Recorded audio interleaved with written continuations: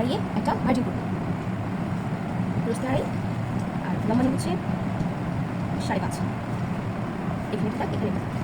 তারপর এখান থেকে 5.5 একটা দাগ দিব, তারপর নিচে 5.5 এখানে নেমে আমরা ঠিক এই বরাবর আড়াই একটা দাগ দিব। তারপর আমরা এই পয়েন্টগুলো যোগ করে দিব, পয়েন্টগুলো যোগ করে দিব।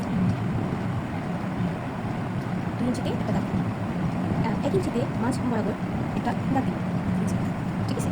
এখন আমরা এটার সাথে এটা, এটার সাথে এটা যোগ করে দিব, যেমন এভাবে আস্তে আস্তে করি, ঠিক আছে। আমরা একটা লাইন টেনে প্রত্যেকটার সাথে এটা যোগ করবো।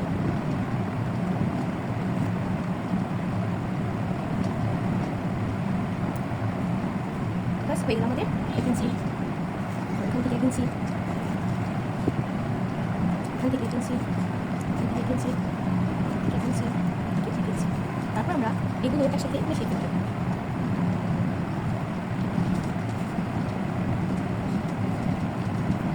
আমরা এই রাউন্ড শেপটাকে ঘুরে ঘুরে কেটে ফেলবো।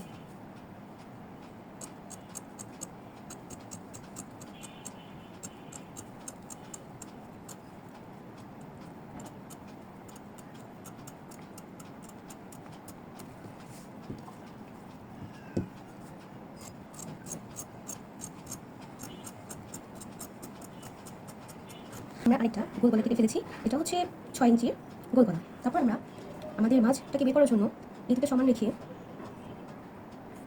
ঠিক এই মাছ বরাবর একটা কাট দিব, যাতে আমাদের মাছটা বোঝা যায়।